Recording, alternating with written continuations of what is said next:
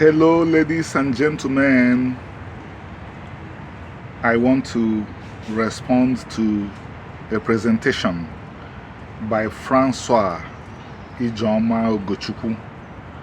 From the name Francois, I guess that Ijoma was French originally, but most likely she was married, or she is married to an Igbo man because of the second and the last name. I believe she is French by birth because of the name Francois, and that she is a European woman, that is Caucasian. She entered into the very important subject of the connection of the Igbo people to the Jewish people. And she said very important things that I feel deserve a response. She started by saying that the Igbo people generally believe that they descended from one of the tribes of Israel. And as the leading scholar on this subject, that is half the truth. The Igbo people do not say that they descended from one of the tribes of Israel. The Igbo people said that they descended from all the tribes of Israel. All the Israelite tribes congregated together and formed the people we know as the Igbo people today. In fact, there are more Levites among the Igbos than there are more Gadites. The only people that we can certifiably say that they descended from Gad are Aguleri and Omuleri.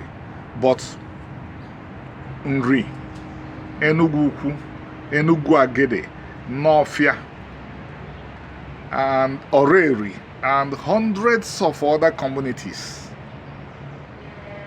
can assert, not even claim, provably, definitively, that they descended from Levites. And I have friends from Uda. They are Judeans. They came from Judah, that is ancient Judah. I have friends who came from Zebulun. Obolo appears in their names. My mother came from Levitic stock. My father also came from Levitic stock. My father's family has been a family of judges for 400 years. My mother's family are traditionally only doctors, and the Levites were doctors in ancient Israel. This lady also made a point, another point that deserved my attention. She said that scholars outside the Igbo community have not generally paid attention to this generally held Igbo belief that the Igbos came from Israel. This is basically the truth, and I don't see, well, some scholars have paid attention, but only one or two have gotten the facts right. And one of those that have gotten the facts right is Dr. Daniel Lee, Swiss-Israeli anthropologist, who wrote a seminal history of the history between the Igbos and the Jews. Another one is a guy I will refer to as Nnukwu Mmọnwụ. Very soon we will unveil this big masquerade. Very soon we will unveil this big masquerade. And yeah, generally scholars outside the Igbo world have not paid enough attention. And why would they pay enough attention, if I may ask? If not that a lot of people in the world are anti-Semitic, do you think they would care about the Israelis and the sections of the Israelite people that are identified as Jews today? I don't think that, if not that a lot of people are anti-Semitic, that they would know that those people exist too. They would just be like the Kurds, the Armenians, the Ghanaians, and so on and so forth. But because a lot of people are anti-Semitic, a lot of people pay attention to the Jews, just like a lot of people comparatively, relatively also pay a lot of attention to the Igbos. The BBC has not been interested at all in the origins of the Hausa, the origins of the Yoruba, the origins of the Ashanti, the origins of the Zulu, the origins of name them. The BBC has not been interested in probing their ancestry, but the BBC, 2 times to my knowledge, have probed into the question of the origins of the Igbos. They even approached me once. So I do not think it is news, or that people should wake up in the morning and begin to think about the origins of the Igbos. The few that do so because anti-Semitism is there. Then she also said that the Igbo DNA has been studied by the rabbis, and she came close to saying that the rabbis saw that it is not what it should be if the Igbos are Israelites. And I want to kill this straight away. No rabbinic authorities in Israel looked at the Igbo DNA. I do not think that the rabbinic authorities in Israel have looked at the Ashkenazi, Sephardi, Mizrahi, Israeli Jewish DNA. So, rightly, they did not look at the Igbo DNA. I repeat what I said. This lady said that the Israeli authorities, the Israeli rabbinic authorities, have looked at the Igbo DNA, and she came close to saying that they did not think that what they saw was what they would see if the Igbos came from the Jews. That's the term she used. And I'm saying here that no rabbinic authorities in Israel did that. And they shouldn't even have done that, because I'm not sure that the rabbinic authorities in Israel have looked at the DNA of the Ashkenazi, the Sephardi, the Mizrahi Jews, and even the Israelis in Israel. So they couldn't have gone into the questions of the genetic history of the Igbos. They didn't do that, and they shouldn't have done that. The only rabbis that looked at the Igbo DNA are rabbis that belong to the Sephardic group that works out of Dominican Republic and Miami. The group is called Obadiah Alliance. This group is called Obadiah Alliance. And before they got into the Igbo DNA, they had already looked at Igbo culture and history and taken a decision that this culture and history demonstrates without doubt that the Igbo people came from Israel. So they issued a ruling that the Igbos are linear descendants of the biblical Israelites. Obadiah Alliance is led by one of the most educated rabbis in this world, Dr. Yehonatan Elazar Mota. Apart from his rabbinic studies, he holds a PhD in international law. That's the only rabbinic authorities that looked at the Igbo DNA. Individual rabbis like Harry Rosenberg have taken a look at it, and you can tell them what they saw. They know my DNA studies, the report of my DNA studies. It shows demonstrably that I'm 100% Middle Eastern and 100% West African. Then Ijoma or Francois went on to say that people have not paid enough attention to the religion. That if people have paid enough attention to the religion, probably any doubt they have about the provenance of the Igbos as Israelites will disappear. And here she is spot on. She started by talking about circumcision, which I think she needs to take another look at. She says that circumcision is rampant, I believe, in Africa, but that the Igbo circumcision is different from what you find in Africa. Apart from the fact that Igbo circumcision is on the 8th day, which is uniquely and quintessentially Israelite, she said that the Igbos will regard whoever, any male that is not circumcised, as somebody who has committed an abomination. Why I said she needs to take another look at circumcision is that I do not agree that circumcision is rampant in Africa. As many Africans as that circumcise, so do you also have many Africans that don't circumcise. The Ashanti people of Ghana consider circumcision of males an abomination. The Ashanti people in Ghana see circumcision of males as an abomination. The Yoruba people in Nigeria did not circumcise their males systematically, and they never did on the 8th day. The Hausa Fulani people also, the Hausa people are Nigerians, they have been Nigerians for a long time. They did not see circumcision of males as mandatory. The Fulani did not also see it as mandatory. I'm not even talking of circumcision on the 8th day, which they did not do.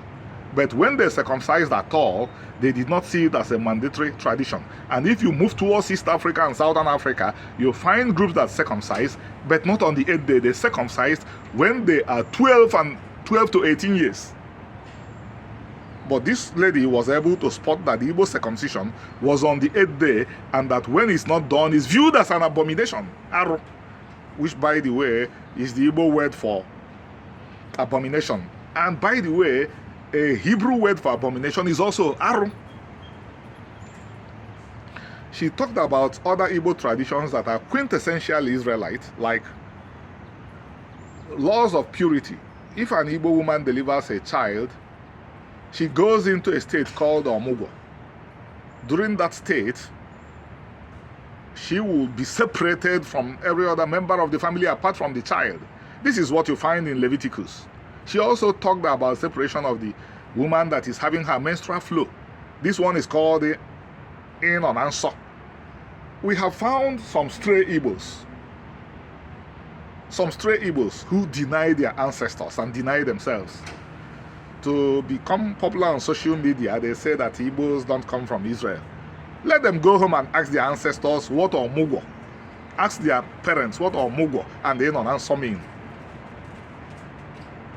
I don't want to get into the madness of that they are older than that. People that cannot show any text on which the term Igbo is written that is 200 years old. No book in the world has been found in which the term Igbo is written or was written. No such book has been found, but we have evidence that the term Israelites, Israel, has appeared in books that are in writings that are up to 3,000 years. So how can a people whose identity is not older than 200 years, how can they be saying that they are older than a people whose identity is 3,000 years? I repeat what I said yesterday. If they are saying that the Hebrews are older than the Israelites, that makes sense. And if they are saying that as the Hebrews, as descendants of the Hebrews, that their ancestors were older than the Israelites, that makes sense. Because their ancestor was Abraham, and the Igbo means Hebrew. But let's leave this and go to other traditions that this lady talked about. She also said that when she was staying in Igbo land, that the importation of pigs into Igbo land seemed like an abomination to the Igbos. We all grew up at home. We know that no family in Anambra raised pigs. What every family raised were goats and chickens and sheep. But this woman said that because she's from the photograph, she's elderly, that when she was in Igbo land, she did not see one person with pigs, and that when pigs eventually came, the people saw it as abomination. Then she talked about the levirate marriage of the Igbos. The reason for the levirate marriage among the Igbos is basically the Igbo society believed that every woman must have a husband. Every woman must have a husband. If you want to understand the levirate traditions of the Igbos very carefully, go and read the book of Ruth, where you will even find the Igbo term for marriage etched in the Hebrew Bible. The Igbo term for marriage is Imalgodo, to cover with the garment. Ruth told Boaz, the great-grandfather of King David, cover me with your garment. Mawamogodo. Then there is one other point he mentioned that I must give attention. She talked about synagogues rising up in Igbo land. And I began to think very carefully about this, and it occurred to me that a lot of people, including Israelis, may be thinking that since synagogues are new in Igbo land, that is evidence against the fact that the Igbos are Israelites. But I am pointing out now that what was present in very early stage of Israel, we are not the synagogues. They were what you find in the Igbo society today. What you still find in the Igbo society today. Okunwo and Obi. This was what we have found in ancient Israel. Go and read the book of Samuel very carefully. The first Samuel. Shiloh was contained an Okunwo. Shiloh contained an Okuana. I'm so happy that my big brother, Obinna, is present in this channel. My joy knew no bounds when my own big brother in the family, Obi Lorna, became a visitor to this channel because he saw Igbo land before me. And because he saw Igbo land before me, even though he has lived in America for a very long time, whatever he's learning here, he will be transferring to the general Igbo community, because we want the Igbos and the world to start realizing that when you want to see Israel at the time of the judges, you have to go to Igbo land. If you want to see Israel at the time of the judges, you must have to go to Igbo land. That is the best, that is the clearest picture of Israel before the judges you must have. And is it important for us to see Israel before the judges? Definitely, because the judges were closer in time to Moses, who received the purest revelations of Israel. And those revelations are as important today as they were important 3,000 years ago. Because that era was the era that Isaiah the prophet was talking about in Isaiah 2, when he talked about a time when all the nations will flow to the mountain of the Lord to learn his laws again, so that the sheep and the lion will lie down together and none will hurt each other. And on this note, I say to everybody here, have a very beautiful week. Here we are learning things that are for the good of all humanity. Thank you.